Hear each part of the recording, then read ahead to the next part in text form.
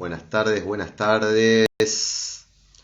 Aquí estamos a punto de comenzar este vivo en una tarde, por lo menos acá en Rosario, lluviosa. Refrescó un poquitito, por lo menos para bajar la humedad. Hola, hola, voy a saludar, voy a aprovechar a contarles hasta que se conecten un par más de qué va a tratar el vivo este. Buenas tardes, hola Estefanía, hola Yami, ¿cómo andan? Hay muchas familias que ya tenían una primicia hoy en el consultorio que les iba diciendo un poco de qué iba a hablar. Eh, Así que voy a tratar de no repetir tanto, aunque como dijo la chiqui, el público se renueva, así que vamos a tratar de hacerlo de una manera más dinámica. Hola Nadia. Bueno, les voy contando mientras tanto. Bueno, me voy a volver a presentar por las dudas del que no me conoce. Soy Diego Marmaruso, gastroenterólogo infantil, nacido en Pergamino, voy a decir de la ciudad de Pergamino, trabajando y viviendo en Rosario. Trabajo también en Marco Juárez, en Rafaela y en mi ciudad natal en Pergamino. Bueno, la idea de estos vivos o consultorios virtuales surgió hace un tiempo, ya bastante atrás. En una instancia lo hicimos un poquitito con María Eugenia, que es mi coequiper, la alergista que trabaja conmigo, y también un poco propuesto por quien me maneja las redes, que la verdad que siempre me trae ideas innovadoras. Yo digo siempre que una mirada no médica es mucho mejor que una mirada médica para estos casos. Y para mí es un poco también conectar con los pacientes, con los papás, ofreciendo un servicio. Y el consultorio virtual me parece que es una manera linda también de muchos papás que por ahí no pueden acceder a la consulta o porque estamos lejos o por lo que no se puede. Así que bueno, hola Flor, hola Gaby, hola Vale. Yo voy a desactivar después los comentarios y al final los activo por las dudas, por las preguntas. Les cuento un poquito de qué trata este consultorio virtual. Yo voy a contarles casos clínicos similares a los que veo todo el tiempo en el consultorio, sobre todo de alergia alimentaria. Algunos están mechados con reflujo y constipación también, porque me lo pidieron mucho. Y la idea es que ustedes se puedan identificar, es contar lo que yo veo en cada consulta, en cada videollamada, en cada consulta presencial. Los casos de ustedes los traté de plasmar, son casos reales realmente los que les voy a contar. Por supuesto, como les dije, el nombre no es real, es un nombre inventado. Más que nada, no porque haya familias que no quieran decir el nombre del bebé, sino por una cuestión de privacidad y también no importa acá el tiempo, el nombre del paciente, sino las características que tiene y cómo se fue presentando. Me encanta que me escuchen en familia, la verdad que gracias a todos. Voy a arrancar ya en 2 minutitos más arranco, así nadie se lo pierde y queda el caso por la mitad. Eh, bueno, entonces la idea es eso, son casos totalmente distintos o presentaciones clínicas distintos con diferentes edades cada uno de los pacientes. Algunos más complicados, otros más sencillos, pero que todos tienen alguna particularidad. Y la idea es también contarles un poco cómo se fueron resolviendo, darles un poco de esperanza a las familias sabiendo que la alergia se supera y sabiendo también que todo se resuelve. Bueno, un gusto. Un gusto para mí también. Quiero saludar a todos, rápidamente, todos los que siempre están con los mensajitos, con los saludos.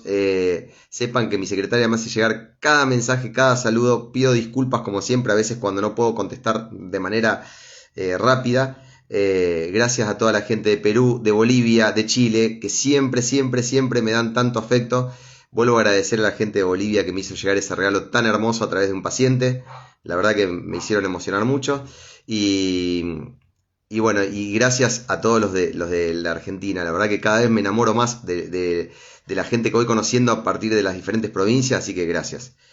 Mirá, Cindy de Colombia, bueno, gracias. Voy a empezar ya con el vivo y después vamos a la parte de las preguntas finales. Así no me demoro demasiado porque saben que soy de charlar demasiado. Vamos a ver si puedo desactivar acá los comentarios para que ya...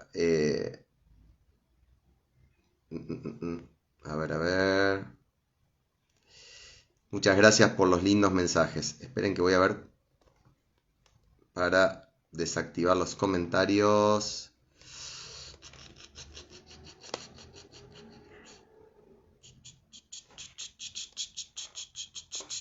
Así, acá está. Bueno, lo desactivo por un ratito. Ahí está. Bueno, vamos a arrancar con el primer caso clínico. Esto es un consultorio virtual, pero la consulta es real. Así que vamos a arrancar con el caso de Mateo, nombre ficticio, ya lo aclaré, pero por las dudas, Mateo, con 4 meses de vida, viene a la consulta con sus papás.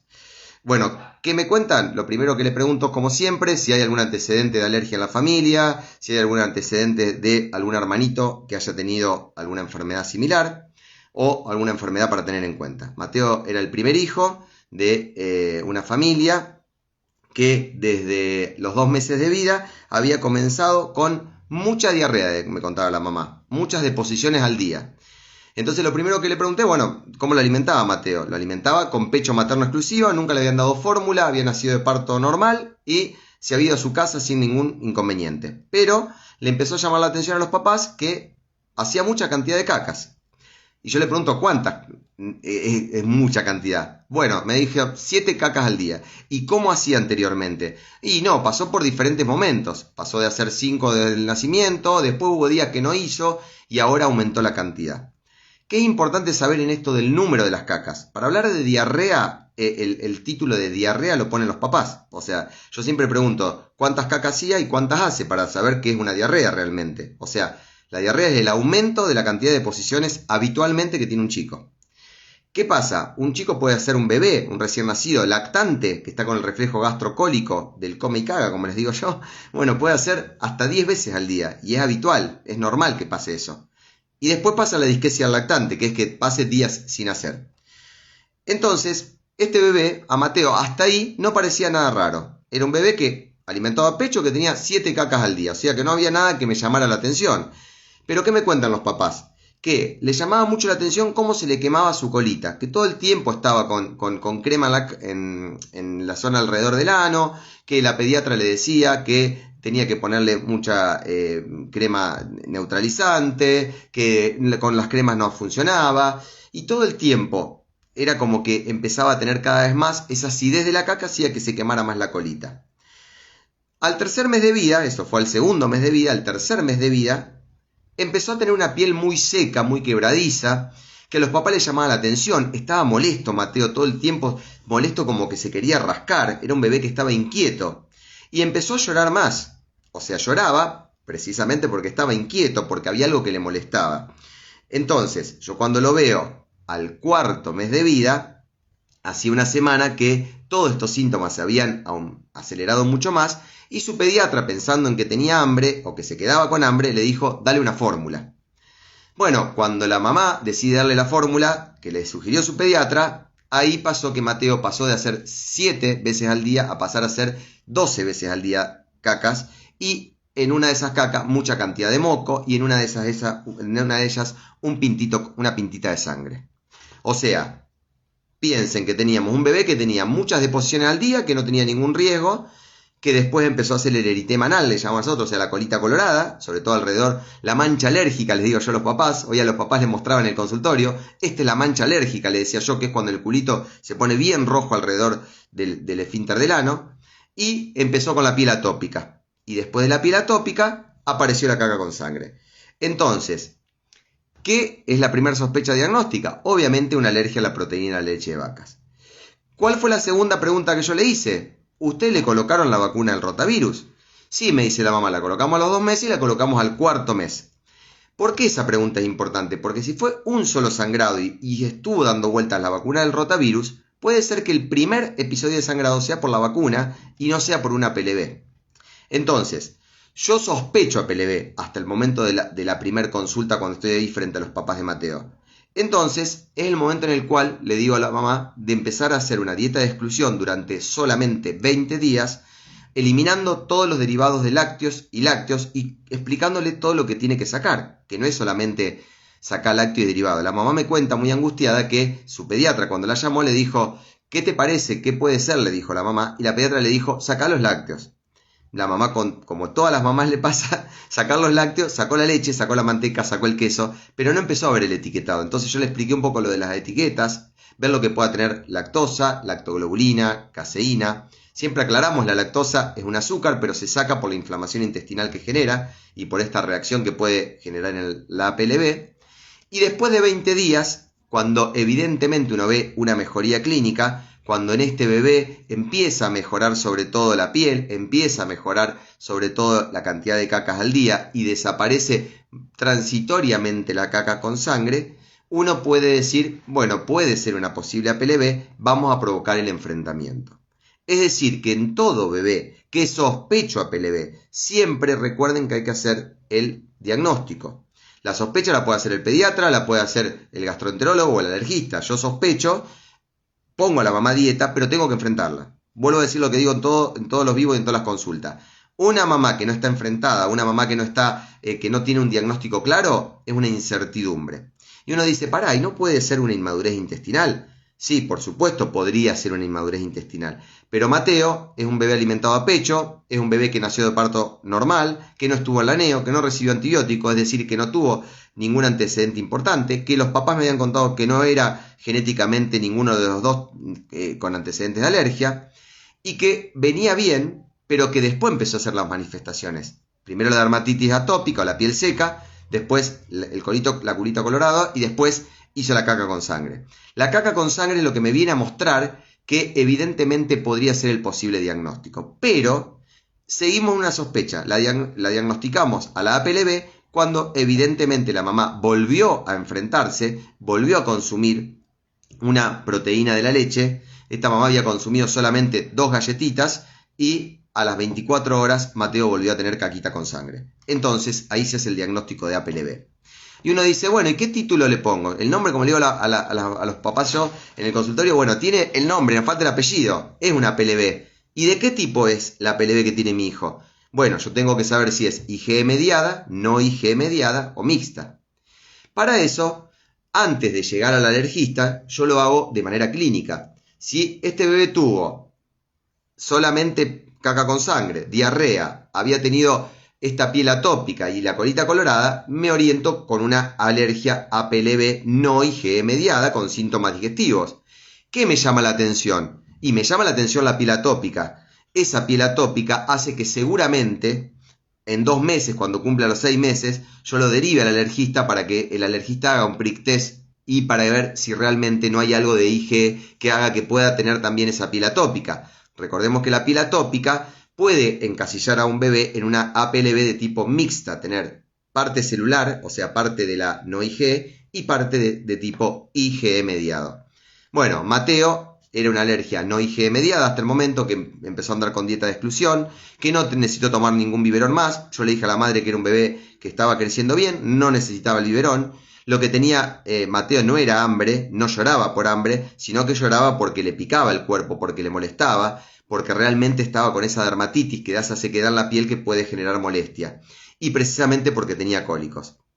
Anduvo súper bien, tuvo una deposición con sangre aislada en un momento de contaminación solamente y después siguió sin ningún inconveniente. Nosotros tomamos como primer diagnóstico, digamos, al 4.º mes de vida y como las normas bien lo dicen, a los 6 meses del diagnóstico provocamos el enfrentamiento. Siempre que un bebé sea no IgE mediada, APLB no IgE mediado, y que yo vea que anda bien clínicamente con la dieta de exclusión solamente de lácteos derivados y todo lo que contenga la proteína de la leche, puedo empezar el enfrentamiento a los 6 meses del diagnóstico.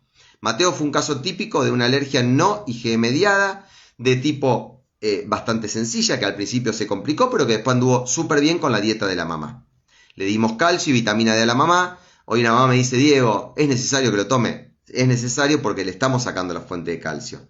Y anduvo súper bien esta mamá y anduvo súper bien la familia y Mateo resolvió la APLB.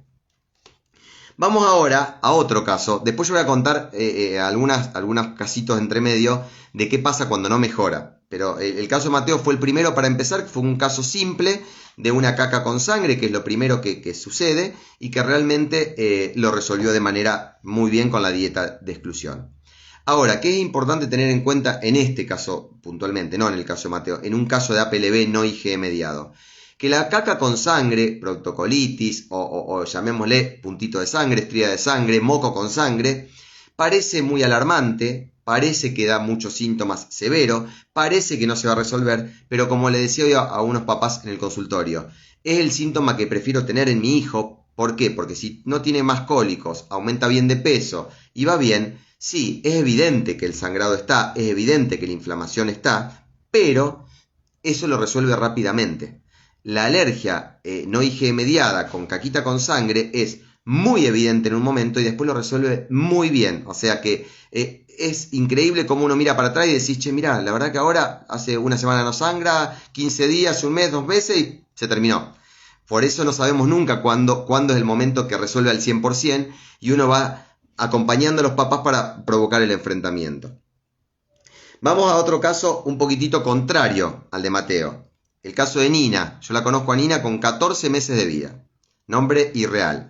Pero bueno, Nina viene con 14 meses, que la primer consulta la había realizado a su pediatra, muy preocupado la familia, porque a los 2 meses había empezado con muchos cólicos y estaba tomando solamente pecho materno. Pero la mamá no le alcanzaba la cantidad de leche, estaba muy estresada, se sentía que no podía llenarla con la cantidad de leche y su pediatra le sugiere comenzar con fórmula sin lactosa. Entonces, Nina se empezó a tomar, aparte del pecho, la leche sin lactosa. Como con la leche sin lactosa seguía llorando, aumentaba la cantidad de cólicos, parecía que no andaba bien, su pediatra le dijo, bueno, vamos a hacer una dieta de exclusión y vamos a ver de cambiar a otra fórmula, una fórmula HA. Entonces, la mamá, con la dieta bien estricta, la pediatra le dijo, saca todo, saca lácteos, saca soja, saca huevo. La mamá sacó todo, pero la leche que le estaba dando la HA. Los síntomas seguían, mucho dolor de panza, mucho cólico, dormía mal, estaba mal de día y estaba mal de noche. Con lo cual, este es un dato muy importante. Un cólico del lactante no está llorando 24 horas. El cólico del lactante es un momento de llanto en el día, que puede ser de 2 a 3 horas, que es cada 2 o 3 veces a la semana, hasta el cuarto mes de vida, pero no un bebé que llora mañana, tarde y noche. Ese bebé, algo está pasando ahí. A los 4 meses, la mamá, como vio que empezó a mejorar un poco el cólico y la pediatra le dijo que no tenía demasiadas características de una alergia a la proteína de la leche de vaca, la enfrenta. Le dice, bueno, empezá a consumir. La mamá consumió huevo, consume soja y por último consume lácteos. Por supuesto, Nina no tenía más cólico, desapareció el cólico de una manera espontánea. La mamá se vuelve a enfrentar y dice, la verdad que no cambió demasiado con el enfrentamiento, le siguió dando la fórmula HA, pero le empezó a llamar la atención la característica de su piel, que su piel estaba con muchos eczemas, estaba con mucha reacción cutánea, que todo el tiempo tenía una costrita en la cabeza, que todo el tiempo tenía reacciones en la zona de la colita, que se le hinchaba mucho la panza, que todo el tiempo estaba molesta cada vez que se quería eliminar los gases.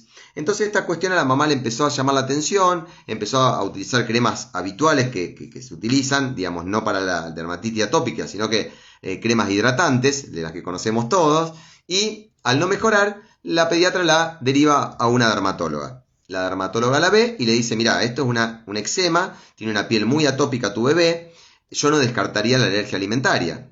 Trata de ver un gastroenterólogo, le dijo. Después, con 5 meses de vida, continuaba con estas lesiones tan feas en la piel, yo la veo en ese primer momento, hacemos una videollamada en verdad, y la mamá me cuenta esta situación. Yo le dije que me llamaba mucho la atención que al enfrentarse a la leche no tenía demasiados cambios, pero que la HA no era una leche correcta, que no era acorde que una mamá esté con fórmula HA y que esté con una dieta de exclusión. ¿Por qué? Porque la HA tiene proteína, la proteína es una leche preventiva de alergia. No me sirve para diagnóstico ni para tratamiento. Si la mamá está con dieta de exclusión, yo tengo que darle una fórmula que sea sin proteína de la leche, o sea, una leche hipoalergénica. Entonces, como esta bebé necesitaba la fórmula porque la mamá no le daba lactancia al 100%, yo le dije que le sugería empezar con el enfrentamiento de la leche, empezar con la exclusión de la leche y los derivados, que la piel tan atópica con tanto eczema a mí me parecía que podía tener que ver con el huevo y que le sugería sacar el huevo también. y que cambia la fórmula que sea hidrolizada extensa. Fue así que a los 15 días era otra bebé, Nina había cambiado su piel, había empezado a mejorar el eczema y había mejorado también su malestar. Era una bebé que se reía, que antes no se reía, una bebé que la mamá me decía todo el tiempo tenía el ceño fruncido y ahora ya no lo tenía fruncido, estaba feliz, estaba contenta y podía alimentarse bien. ¿Qué pasó? Llegó el 6º mes y en conjunto con la dermatóloga, la de María Eugenia, y le digo yo a María Eugenia, mira Mariu, me parece que en este caso, acá yo le tengo miedo al huevo. Mariu apenas la vio a la bebé, me dice, mira, vamos a hacerle un prick test, no le hacemos ningún laboratorio, y el prick test fue positivo al huevo y negativo a la leche. Entonces, como dijimos anteriormente, acá teníamos un diagnóstico de una APLB, pero también tenía apellido en este caso, era una APLB IgE mediada. Ahora uno dice, ¿es una alergia a la proteína de la leche de vaca en este caso? Cuando la IgE le dio positivo al huevo, en verdad era una alergia al huevo. ¿Y por qué la leche también a veces le caía mal o le hacía mal a esta bebé? Porque por reacción cruzada o por proteína similar también le hacía mal. Muchas veces nos pasa de que uno excluye la leche primero, excluye la proteína de la leche y después nos enteramos que ese bebé es un IgE mediado al huevo. ¿Qué pasa cuando es IgE mediado? La reacción es inmediata, pero a veces no tan evidente como el no IgE mediado. El no IgE mediado es el que sangra, como les decía en el caso anterior de Mateo, pero que la mamá, como le digo el chiste yo, ve una vaca a una cuadra y ya sangra. El IgE mediado, no pasa eso. A veces reacciona, pero reacciona en su piel, reacciona con picazón, reacciona con mucho más malestar. Bueno, esta bebé anduvo muy bien, sacamos el huevo, se quedó sin leche, siguió con la fórmula hipoalergénica. Yo la seguí controlando. Cuando les dije la edad es la edad real que tiene hoy por hoy esta bebé, que nosotros llamamos Nina, con 14 meses, repitió su prick test, el prick test le siguió dando positivo al huevo, pero la buena noticia es que al año de vida yo a la mamá le propuse empezar a enfrentarla con la leche. Empezamos a hacer primero el escalonamiento con un horneado con leche, lo pasó súper bien. El segundo escalón lo hicimos con el queso, lo pasó súper bien. Tercer escalón con el yogur y el cuarto escalón con 30 mililitros de leche por día sin lactosa. Porque ¿qué le pasa a las mamás? ¿Por qué ponemos la leche sin lactosa a las mamás que están con dietas de exclusión?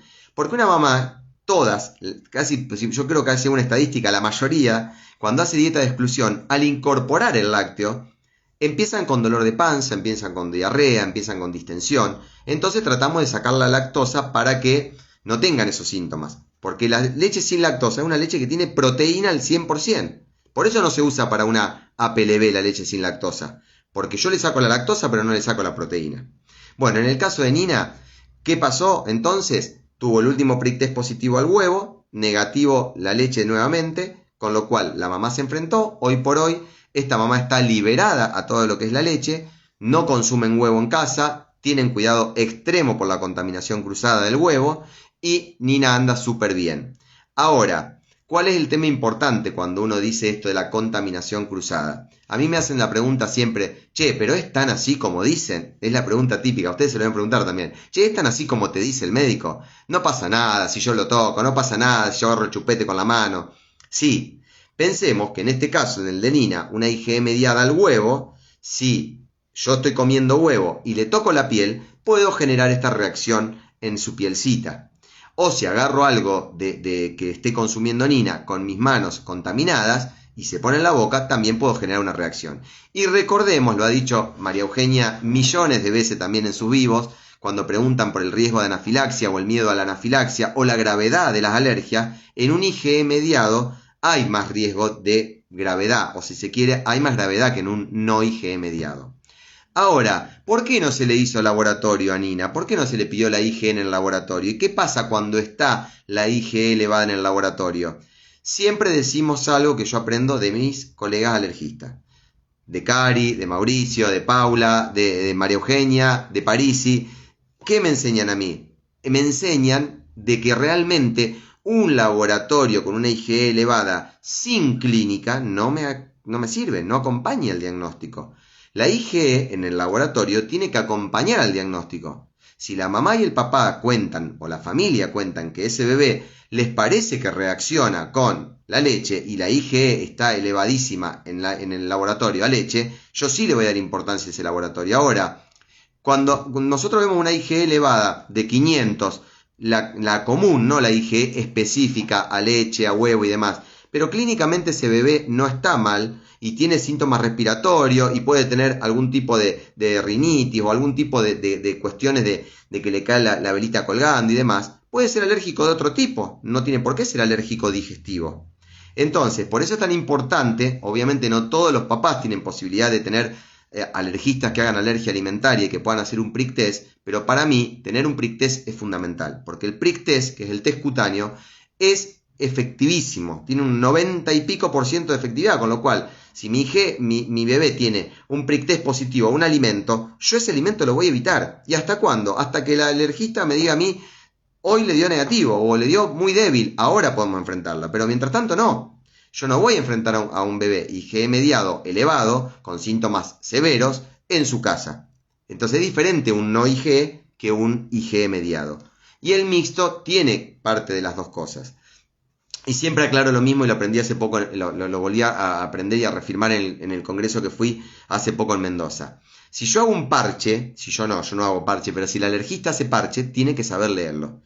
Para que un parche sea efectivo, hay pacientes especiales en los cuales se debe hacer un parche para darse cuenta cuál tipo o cuál es el mecanismo que genera la alergia, con qué alimentos, que son los alimentos que los padres creen que le hace mal y que el alergista prueba, pero es importante que ese alergista también tenga coherencia al leer el parche. Por eso a mí me decía Claudio, cuando le pregunté esta pregunta en el último congreso, él me decía eso. Sí, para tener una validez, tiene que ser una validez de alguien que lo sepa leer, que en algunos casos se debe hacer el parche, que no se utiliza en todos los pacientes y que obviamente que tiene que dar, hay alergistas que lo saben leer muy bien y que dan buenas respuestas. Y a nosotros también, cuando el alergista te da esa respuesta o esa herramienta, nos sirve para ver cómo enfrentar. Vamos ahora a un caso al tercer caso, que fue por videollamada. Manuel, que me hace la primera consulta a los 5 meses de vida, que ya venía con diagnóstico de APLB, lo había hecho el diagnóstico de APLB su pediatra, porque tenía mucho sangrado y tenía anemia.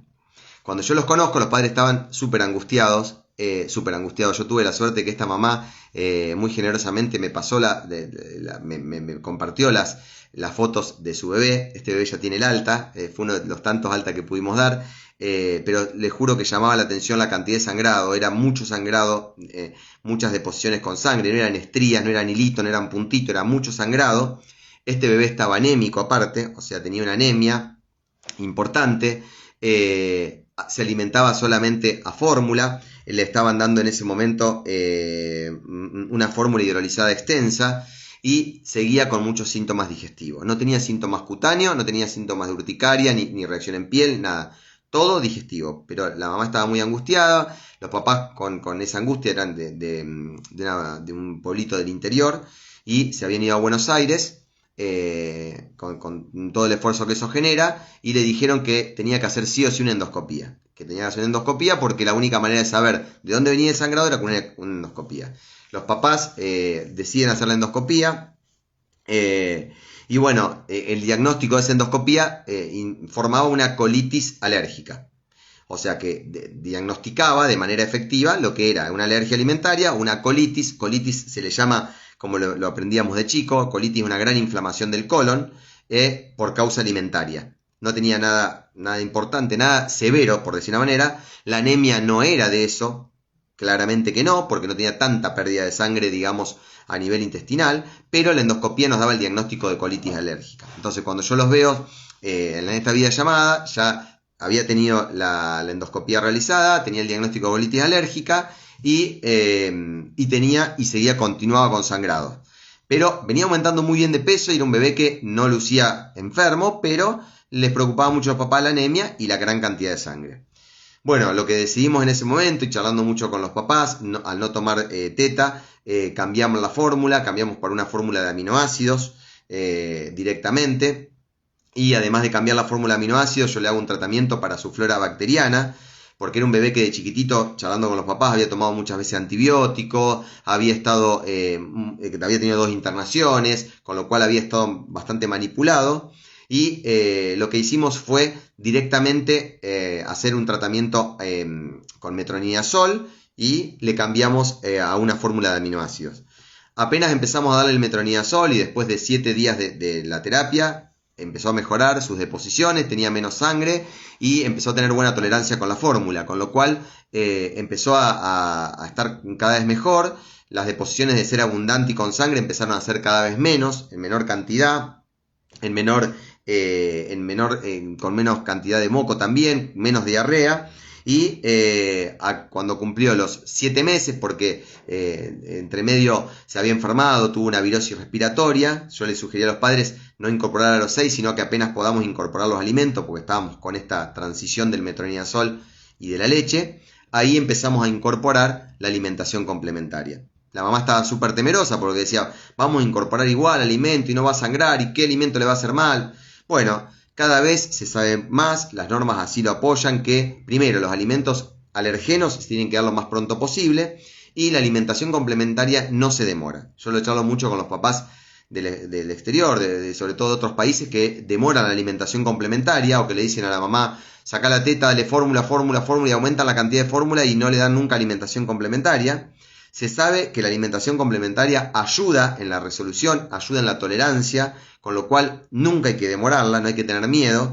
Se van agregando los alimentos de manera escalonada, no se tiene que excluir alimentos porque me parece que va a ser alérgico. Esto de no le doy frutilla, no le voy a dar tomate, no le voy a dar pescado, no hay que tener miedo y hay que agregar los alimentos, hay que empezar a incorporarlos. Y evidentemente en Manuel la alimentación complementaria empezó a mejorar muchísimo su tolerancia. Se empezó a alimentar bien, empezó a tener mejor reactividad, le pudimos dar el hierro porque no lo podíamos dar porque el hierro le hacía sangrar más.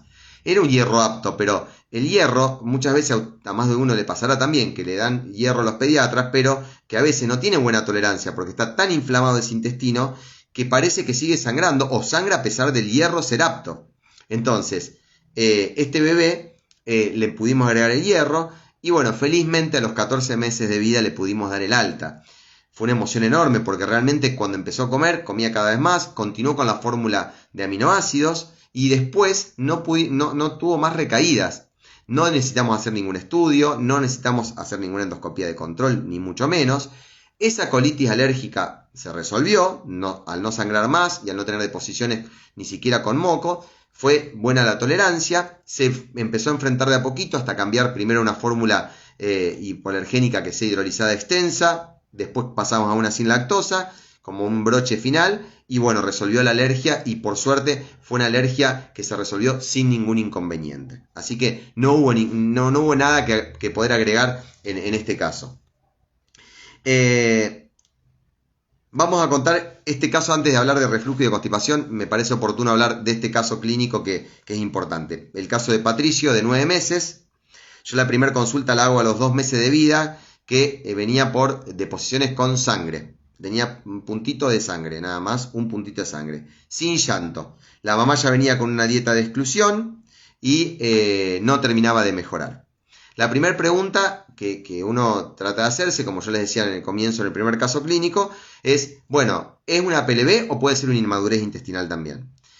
¿Cómo me quedo en claro o cómo yo hago un diagnóstico de una inmadurez? Ustedes habrán visto un montón de veces en mis posteos que hay un montón de papás que vienen con posible diagnóstico de APLB y que después a mí me encanta cuando ponen no fue una PLB, sino que fue una inmadurez intestinal o fue otra o cólicos del lactante, etcétera.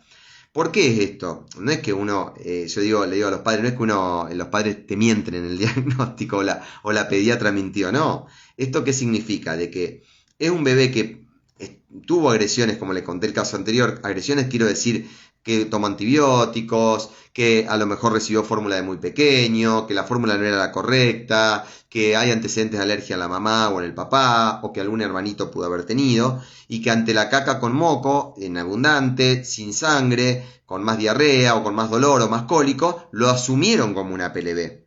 Pero ¿qué pasó? Pasó el 4.º mes de vida, y el 4.º mes de vida es un mes muy importante para nosotros. ¿Por qué? Porque el 4.º mes me habla de que lo funcional del primer trimestre del lactante ya se modifica, entonces ya empieza a resolver un montón más las cuestiones madurativas. Entonces, ¿Cómo me doy cuenta si fue una inmadurez y no una APLB? Porque precisamente cuando empiezo a enfrentar a esa mamá, el bebé no reacciona de ninguna manera. Ojo, fue un bebé que no hizo caca con sangre. O puede haber pasado también que haya hecho una deposición con sangre, ya lo asumieron como APLB y no la repitió nunca más. Entonces, yo necesito confirmar el diagnóstico. Cuando uno dice excluyo APLB es porque cuando volví a enfrentar no pasó nada. Por eso un bebé de 4 meses o 5 que realmente yo le enfrento a la mamá y la mamá me dice que tomó lácteos, derivados, etcétera, y no pasó nada, yo no digo, es una APLB curada. Es una inmadurez intestinal, sin duda. ¿Por qué? Porque no se va a resolver tan rápidamente la alergia. Si hubiera sido una APLB, no se hubiera resuelto cuando la mamá consume el derivado lácteo o el lácteo en sí. Entonces, esa es la diferencia entre la inmadurez y la disbiosis intestinal, llamémosle también, la alteración en la microbiota y verdaderamente lo que es la alergia alimentaria. Hay muchos bebés que pueden tener ese pródromo, como le digo yo, o esa previa a la alergia, que es lo que es la alteración en su microbiota, la disbiosis intestinal o la inmadurez, si se quiere, pero que no resuelven o no terminan en una alergia, que quedan en el camino y gracias a Dios no son una alergia alimentaria. Entonces, hay veces que preguntan mucho los pediatras cuando le damos charlas, ¿hay un sobrediagnóstico de alergia alimentaria? No, no es que hay un sobrediagnóstico, se ve mucho más la alergia alimentaria, se piensa más. Pero sí hay muchas que a lo mejor fueron asumidas como alergia y no fueron realmente alergia. Entonces, uno tiene que resolver y diagnosticar la alergia para decir es una APLB o es una alergia alimentaria múltiple cuando es a varios alimentos. Bueno, vamos a este caso antes de pasar a lo de reflujo, que vamos bastante bien con el tiempo. Patricio, 9 meses, entonces, primer consulta. A los 2 meses dijimos por deposición con sangre, pintita de sangre, sin llanto. Nada, no tenía nada, la mamá venía con una dieta de exclusión, pero reconsulta, digamos, me consulta a mí por primera vez porque no veía mejoría. Seguía teniendo cacas con sangre. Entonces, ¿qué es lo primero que tenemos que tener en cuenta cuando un bebé sigue sangrando? Preguntas básicas que nos tenemos que hacer. Si es diagnóstico de APLB realmente, preguntar, ¿está excluyendo los alergenos suficientes? O sea, si yo supongo que el primer alergeno por lejos es la leche, con todo lo que contiene la leche, ¿está esa mamá excluyendo lo que tenga proteína de la leche, caseína, lactoalbúmina, lactoglobulina, proteína del suero? ¿Él puede contener leche? ¿Todo eso lo excluyó o solamente está excluyendo leche y derivados? Punto 1. Punto 2. ¿Es una mamá que realmente sacó muchos alergenos, pero de todos sacó un poquito de cada uno? Eso también suele pasar. Ayer hablando con una mamá, en una videollamada me contaba que su pediatra le dijo, un colega mío le dijo que de entrada excluya leche, soja, huevo y trigo. Entonces yo le digo, no, pero porque tuvo síntomas. No, yo lo excluí del día 0. Entonces, excluir tantos alimentos hace que se confundan más los síntomas. Yo a veces le digo que hay que hacer el escalonamiento inverso. Hoy una mamá yo le hice el escalonamiento inverso, le empecé a incorporar todos los alergenos de 1 por semana hasta dejar solamente sin leche, porque la verdad es que la alergia más común es la proteína de la leche. Cuando uno sospecha otro alergeno es porque la familia es la que te cuenta, mira, cuando consumí tal alimento, sangró. Entonces, la segunda pregunta es, ¿realmente sigue sangrando porque la mamá, primera porque no está sacando bien el alergeno que es la proteína de la leche?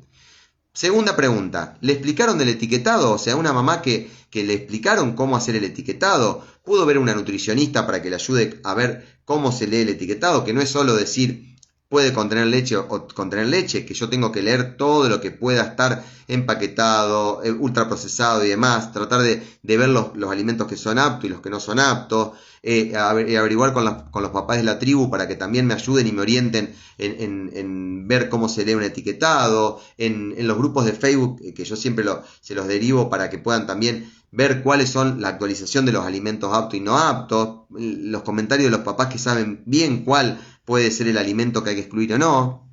Punto 2. Punto 3. ¿Hay contaminación cruzada? O sea, en esa familia, ¿es solo la mamá la que hace la dieta y el papá no, o los abuelos, o el hermanito? Bueno, tener en cuenta si fue una reacción también por que realmente ese bebé sigue sangrando porque no hay alguien que está haciendo bien las cosas y está contaminando, o porque realmente hubo alguien que contaminó y la mamá no se enteró. Puede pasar un montón de veces que yo les pregunto, bueno, ¿y cuándo sangró? Bueno, sangró el lunes.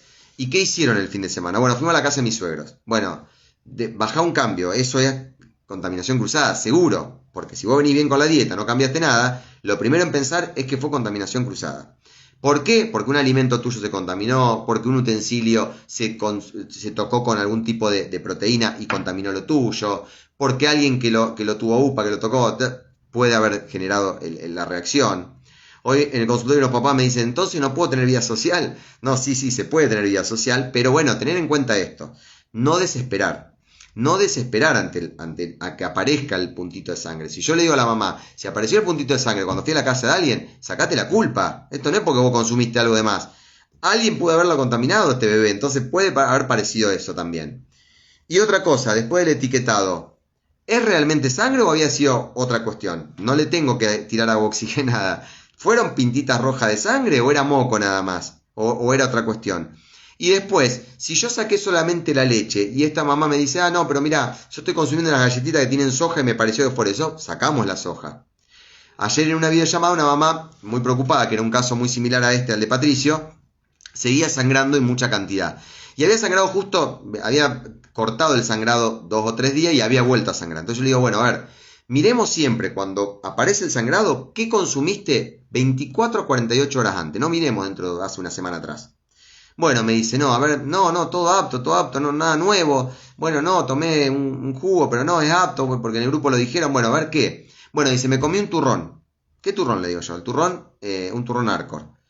Claro, le digo, pero el turrón tiene maní. Ah, me dice, pero no podría haber sido. Sí, le digo, puede haber sido el maní. O sea, ahí podría haber sido una alergia al maní tranquilamente. O sea, tener en cuenta ahí cuando aparece una reacción, ver otros alergenos. Bueno, si yo estoy perfectamente con la exclusión de la leche y no a ver si consumí soja, si consumí maní o algún fruto seco en especial, o puede haber sido que consumí huevo, entonces hay que ver, no se saca por sacar. Cuando sigue la reacción se tiene que ir evaluando qué alimento puede ser el que genera la reacción. Y si yo saco un alimento, vuelvo a probar incluir el que había sacado. ¿Qué quiero decir con esto? Si yo tengo una mamá sin 5 alimentos, no es muy raro, podría pasar porque los 5 sean alergenos, bueno, uno capaz que no, entonces vamos probando de a poco cuando va estabilizándose ese bebé a ver si puedo agregar algún alimento de los que excluí. En este caso se ajustó la dieta muy bien, se explicó el etiquetado, la ayudó a la mamá una nutricionista, alguien que trabaja con nosotros acá, con María Eugenia y conmigo, la verdad que anduvo recontra bien, este bebé había cosas que quedaban medio en el tintero, la familia colaboró de manera sobrehumana, como quien dice. La mamá cambió solamente los utensilios de ella, el platito de ella, la esponjita nueva.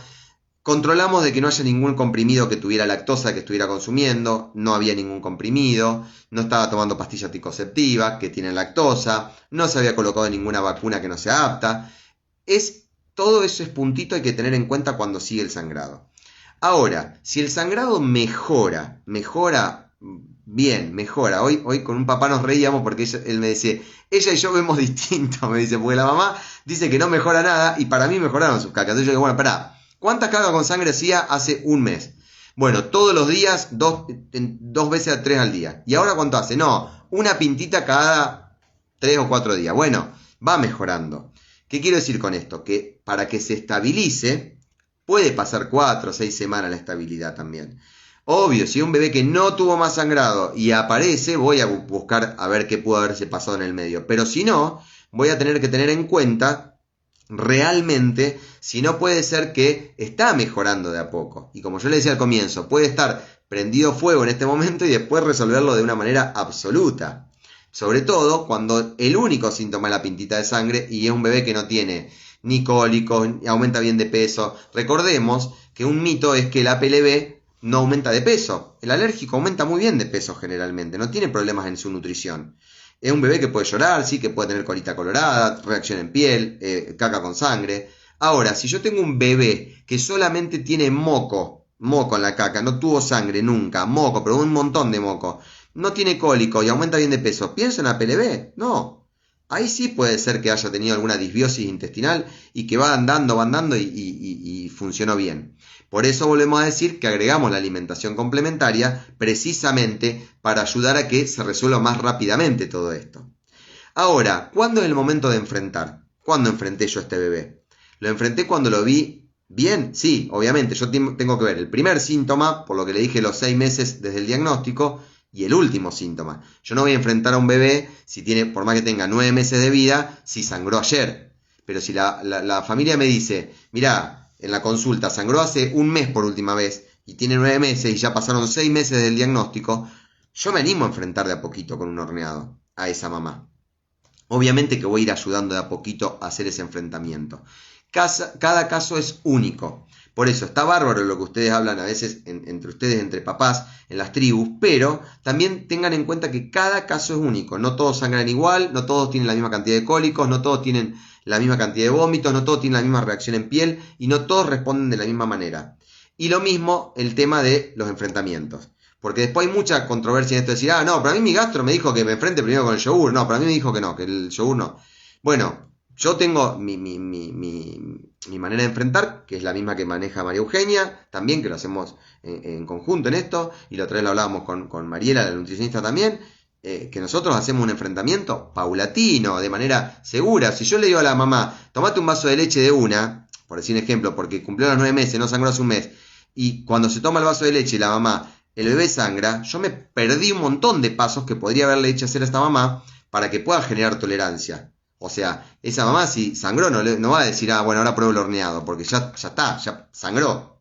Entonces hay que tener cuidado cuando hacemos el enfrentamiento, cómo lo hacemos, con quién lo hacemos y qué familia tenemos enfrente. La otra vez me decía una mamá que me hizo reír, me dice, che, Diego, en el grupo hay mamás que no quieren venir porque dice que la vas a enfrentar y tienen mucho miedo. Bueno, le digo, en el miedo es típico que pasa. Imagínate que vos la pasaste tan como el culo que cuando te dicen de enfrentarte, decís otra vez volver para atrás y en pedo. Pero sepamos que cuando a veces hay un enfrentamiento y nos va mal o nos hace frenar el enfrentamiento, no significa volver a cero. Hay muchos médicos que dicen, bueno, ayer una mamá me contaba en una llamada que me pareció hasta extraño, que su pediatra le dijo, la cagaste ahora con lo que comiste porque volviste a cero. No volvés a cero. No se vuelve a cero. O sea, ¿qué me demuestra si yo hago un enfrentamiento o consumió algo sin querer y el bebé sangró? Y bueno, que estamos frente a una alergia alimentaria, que estamos frente a un diagnóstico de APLB, pero que no es que sea más grave, no es que va a terminar terriblemente mal. Bueno, no será momento de enfrentar, nada más, eso es lo que nos demuestra. Siempre es importante la consulta con el alergista cuando las cosas no andan bien, cuando las cosas no funcionan bien, porque como hablábamos también hoy, con una familia que tenía consulta con María Eugenia después que conmigo, te ayuda el alergista a ponerle ese apellido tan necesario para los papás que están tan angustiados y que muchas veces no saben cuál es el alergeno que está generando tanta reacción. Entonces es importante eso. Bueno, y hago el último caso clínico para dar un ratito de preguntas, que vamos bien. Muy cortito, Rocío de 5 meses y medio, que al mes su pediatra, por tener mucho llanto excesivo, mucho llanto, dolor, sin deposiciones alteradas, le indica Taural y la pone a la mamá a dieta de exclusión. Es un caso que vemos recontra frecuente realmente, esto de agregar la medicación de entrada y la dieta de exclusión. Si yo sospecho APLB, o sea, si tengo sospecha de APLB, lo primero que tengo que descartar es APLB. Y si tiene reflujo el bebé y creo que es por la APLB, primero descarto APLB. ¿Qué quiero decir con esto? Que cuando las últimas normas de reflujo dicen que cuando hay sospecha de cuando hay un bebé con reflujo, un bebé vomitador en exceso, que está molesto, que está con llanto, como era el caso de Rocío, lo primero que tengo que descartar es que no sea una alergia alimentaria, una alergia a la proteína de leche de vaca. Entonces le pongo a dieta a la mamá y si mejoran sus síntomas la vuelvo a enfrentar para ver si aparece más el llanto. En este caso que el llanto o el dolor o tirarse para atrás o el vómito. Pero no la medico al mismo tiempo de que le pongo la alergia, en la dieta, perdón. ¿Por qué? Porque yo después no sé cuál es el huevo y la gallina que es el problema. Entonces, siempre lo primero que tengo que hacer es, volvemos al diagnóstico, tengo que buscar la manera de decir, bueno, a ver, ¿cuál es la causa de este bebé? Entonces, lo primero que tengo que hacer es, si yo hago la dieta de exclusión, la enfrento y no pasó nada, ahí vuelvo a probar, digamos, ver o evaluar si no es un reflujo. En el caso de Rocío, la mamá hizo la dieta de exclusión y, como era muy vomitadora, con mucho dolor y llanto, la mamá no vio demasiada mejoría, estaba con el Taural, tampoco veía mejoría, y cuando le evalúo yo en mi consultorio, le digo a la mamá, bueno, mirá, si vos viste que con la dieta y sin la dieta estaba igual de llanto, igual de tirarse para atrás, y cuando yo la veo encima era el 4.º mes de vida, que como les digo a los papás, no es casual el 4.º mes de vida, porque si bien mejoran los síntomas digestivos de la primera etapa, el reflujo aumenta mucho más al 4.º mes de vida, porque un bebé que se empieza a mover, a meter la mano en la boca, entonces puede tener más reflujo. Entonces, ¿qué hicimos con Rocío nosotros? Bueno, yo que hice con Rocío junto a la familia, cambiamos de medicación, le dimos una medicación bien dada, que era una medicación para bloquear, un antiácido que bloqueaba la acidez, explicamos un poco las posiciones antirreflujo y dio un vuelco de 180 grados. Generalmente con la medicación, si está bien dada al cuarto quinto día de la medicación, ya se ven los resultados.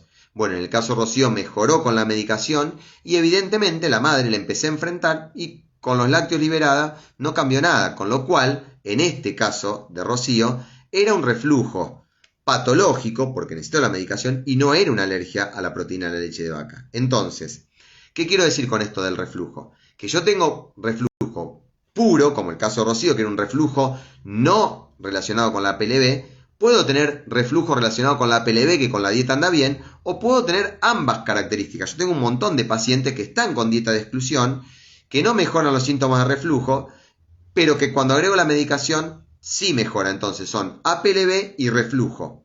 El reflujo tarda un poquito más en resolverse. Y también acá la alimentación complementaria ayuda muchísimo. ¿Y en qué otros casos ayuda la alimentación complementaria también? Y que parece que no tanto. En el constipado.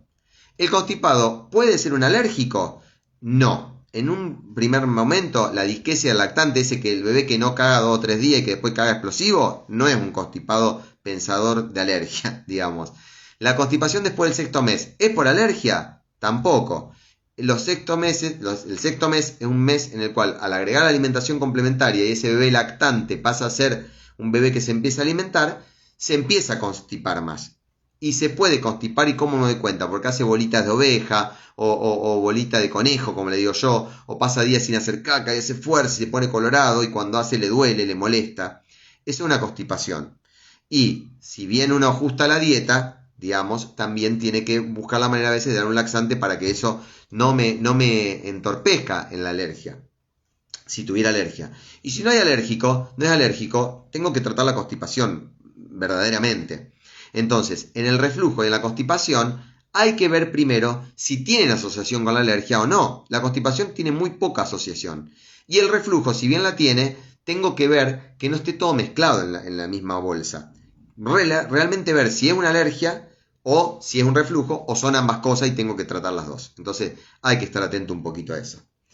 Bueno, y ya me queda muy poquito tiempo para dar la hora, pero la idea era con estos casos ir un poco tratando las diferentes cosas que me fueron preguntando ustedes y demás. Ahora abro la parte final del vivo para charlar con ustedes y responder algunas preguntas. Estoy viendo las preguntas acá rápidamente. Acá es importante lo que me dice Alejandra. Mi bebé es alérgico a la soja y al huevo, pero nunca tuvo sangrados, pero sí piel atópica severa. Lo que hablábamos un montón. Eso tiene mucho que ver.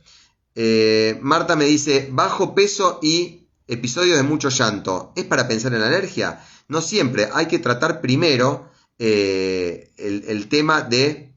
Bien, ahí está. Hay que tratar primero siempre cuando es el bajo peso. ¿Por qué es bajo peso?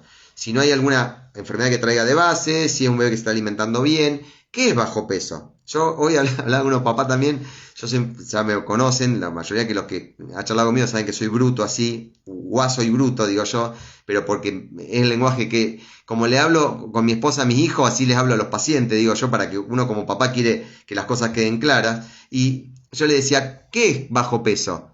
Porque yo no soy el médico, el pediatra como quien dice de la balanza. Un bebé que viene aumentando de peso y aumenta 400, 500 gramos y debería aumentar 600, no es un bajo peso. Ojo con eso. Entonces ver eso realmente.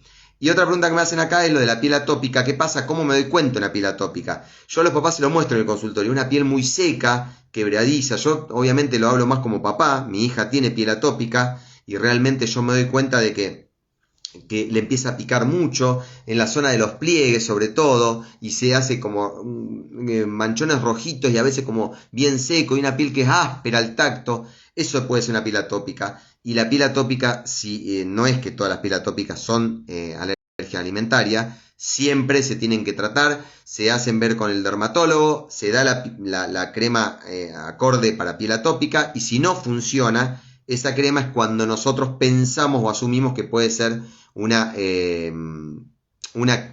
reacción por alergia alimentaria. Bueno, ahí ya los puse para saludarlo. Entonces, hay de todo, cada caso es diferente. Yo aprovecho siempre estos momentos y para decirles a todos bueno, que realmente, más allá de las gracias por siempre confiar y por estar atentos, cada uno de los gastros tiene su manera de actuar. Es importante el trabajo en equipo. Para mí trabajar con alergista y con nutricionista tiene mucho que ver. Me encanta, me gusta mucho, me pone muy feliz. Se van a venir cosas más lindas y más interesantes que estamos planeando, pero tiene mucha importancia esto. Hay muchas preguntas. Gracias Simón, gracias Karen. La dieta, son 6 meses de dieta para empezar un desafío si está estabilizado ese bebé. Muy buena pregunta, Ivana. Si al año y medio puede ser que tenga PLB y recién se ve ahora, ojo con esos diagnósticos después de tanto tiempo. Cuando hay un diagnóstico de APLB tan tardío, generalmente la mamá lo que te cuenta es que tuvo muchos episodios antes y pasaron como, no, lloraba y era un llorón, tenía caquita con sangre y me dijeron que era por el rotavirus, le hicieron un diagnóstico erróneo. Ojo con eso. Para hacer una PLB, sobre todo cuando son APLB y son tan tardíos, yo abrazo al alergista para que me ayude en el diagnóstico, porque es raro después de tanto tiempo. Bueno, el enfrentamiento ya lo agregué. Voy a hablar, sí, les prometo hablar en la próxima de los niños más grandes con alergia. Voy a decir 2 cositas ahora, y de vómitos cíclicos, que es un tema tan importante. Con el tema de lo que es los niños con alergia que tienen más edad, hay que tener mucha más paciencia. ¿Por qué? Porque a veces cuando tienen 2, 3, 4, 5 años, son IgE mediados, cuesta mucho más resolver.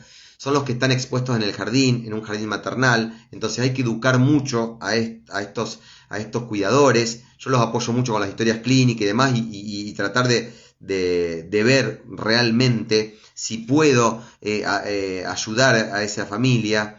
Hay que estar muy atento a la contaminación cruzada, porque es muy difícil en el bebé que ya se alimenta, es muy difícil en ese bebé que deambula y el que tiene tanta carga social. Yo siempre digo que a veces es mejor en el alérgico, cuando hace cumpleaños y demás, explicarle a las familias que prefiero que sea o apto el cumpleañito, o que mi hijo se lleve lo suyo y que el otro le comparta, sino que él le comparta al otro dándole, porque es difícil ya, realmente. Otra pregunta que me hicieron, bueno, con respecto a lo de si es Carla me pregunta la suspensión de la carne vacuna. Es muy rara la alergia a la carne. A veces se ve en muchos, tanto la carne, muchas veces como el polio o el pollo, o cuando hay algún tipo de carne de cerdo. Hay que ver cómo están alimentados esos animales, aunque parezca una locura. Pero siempre cuento el ejemplo. Tengo uno de mis muy amigos mío que es veterinario. Él me dice: no vas a encontrar un pollo que no se alimenta a soja. Se alimentan a soja, así que si hay alergia a la soja, seguramente va a reaccionar ese bebé. Pero hay que hacer un diagnóstico, digamos, si uno sospecha que puede ser a la carne. En teoría, uno debería estar seguro de eso. Y como a mí me gusta algo que dice también siempre Karina López, una alergista que hace alergia alimentaria también acá en Rosario. Ella dice siempre, uno puede ser alérgico a cualquier alimento. No puede ser absolutista. Nunca existe lo que dicen, ni en pedo va a ser alérgico a esto. Hay que ver, pero siempre hay que estar seguro de lo que digo yo, porque si no, estoy excluyendo a la mamá de un montón de alimentos que son necesarios, digamos, que los pueda consumir. Entonces hay que tener cuidado con eso. Muchas gracias a ustedes por todo. Ya voy a terminar. Eso. Consecuencias respiratorias a futuro o alergias a futuro. Siempre cuando uno da el alta a los papás, les dice, bueno, ¿se curó? Sí, la alergia alimentaria se cura. No pasa nada. Pero puede tener otro proceso en algún momento a futuro? Sí, reacciones en piel, sí, reacciones respiratorias, sí, no lo sabemos porque su carga genética de alergia puede ser que aparezca. Entonces hay que tener cuidado, hay que estar atento en eso también. Bueno, gracias a ustedes, gracias por todo. Estoy siendo prolijo con el tiempo, 1 hora. Gracias por todo lo que siempre me dicen, por el afecto. Gracias por la confianza. Quiero pedir a veces, quiero pedir disculpas porque a veces, como le dije al principio, no puedo, a pesar de que la secretaria me hace llegar las consultas, cuando son consultas muy extensas o a veces es difícil para nosotros también, o para mí puntualmente, mirar la historia clínica, tengo que mirar la historia clínica, recordar el caso para no hacer lío cuando uno da indicación. Eh, ya me voy a poner a tiro con el tema de las videollamadas. A veces cuando no le responden tan rápidamente con esto de las videoconsultas es porque no tengo turnos tan rápido y le digo a Carla que por ahí espere un poquito para que me acomode. Voy a estar de vacaciones a partir del viernes. El viernes termino con las videollamadas y me voy en familia 12 días de vacaciones. Les pido que me tengan paciencia. Voy a estar ausente, sin celular, como digo yo. Con lo cual le dije a Carla que dé las últimas videollamadas estos días y después cuando venga reprogramamos. A mí me gustaría muchas veces poder resolver, yo sé que para cada papá es una urgencia lo que tienen, yo lo entiendo como padre, pero a veces ni siquiera yo hago tiempo de poner más sobre turno o poder ayudarlos mucho más rápido de lo que quisiera.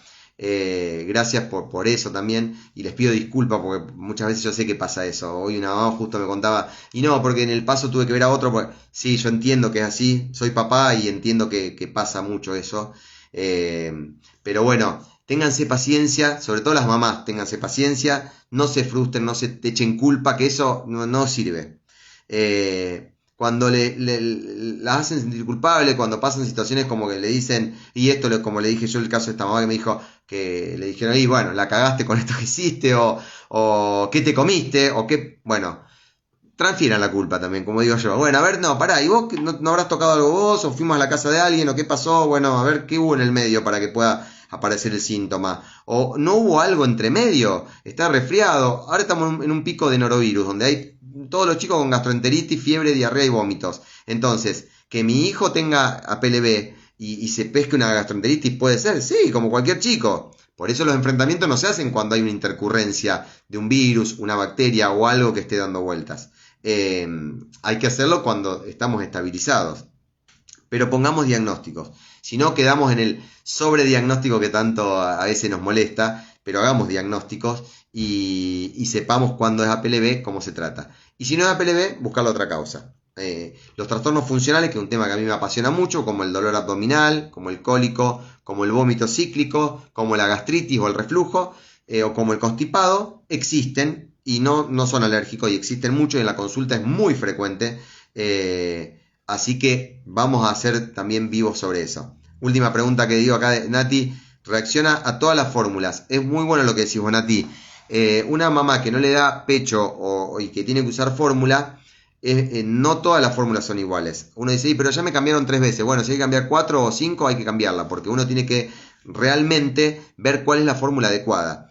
Las fórmulas hipoalergénicas, que son hidrolizadas extensas, son fórmulas que todas están hechas con son todas hidrolizadas, o sea, todas tienen la proteína rota, pero tienen diferente tipo de, ¿cómo decirlo?, de proteína rota. Alguna tiene caseína, otra proteína del suero, una tiene un probiótico, otra otro probiótico. Entonces es muy importante saber cuál es la que le asienta bien a mi bebé. Y si no, las de aminoácidos también son diferentes. Y con los probióticos también es importante saber de que no se da a todo el mundo probiótico a la manzana. El mejor probiótico es la teta de mamá. Tiene todos los probióticos necesarios. Entonces, un bebé que toma teta tiene el mejor probiótico. Si uno indica un probiótico es por una situación particular y gracias a Dios en la Argentina también tenemos cada vez más probióticos, en otra parte del mundo mucho más. Con respecto al hipoglós que me preguntan, no es que haga promoción, si es apto no hay problema, hay muchas cremas que son aptas, la mayoría, rara vez una crema hay algunas que pueden contener lactosa pero poco. Y con respecto a cuando están en un enfrentamiento y aparece convulsión, fiebre, virosis, lo que sea, yo espero hasta que se estabilice 15, 20 días y ahí hago el enfrentamiento. Bueno, basta, porque si no, no terminamos más. El hipo es un síntoma. El hipo se provoca por contracción del diafragma. Puede ser, la voy a dar vuelta. ¿Es el síntoma de la alergia? No siempre. Puede ser por reflujo, puede ser porque el bebé está tomando el mar la teta o la mamadera y está todo el tiempo cabeceando y mete mucho aire y genera más hipo. Por eso yo no soy de los que hace provechito, de que tengo 3 horas al bebé, nada. Bueno, les mando un beso enorme, enorme. Gracias, gracias, gracias. Pido disculpas bueno, nada, por las cosas que a veces uno no puede hacer en el momento justo o la respuesta justa. Y nos vemos el mes que viene con un próximo vivo. Gracias por desearme felices vacaciones. Les mando un beso grande.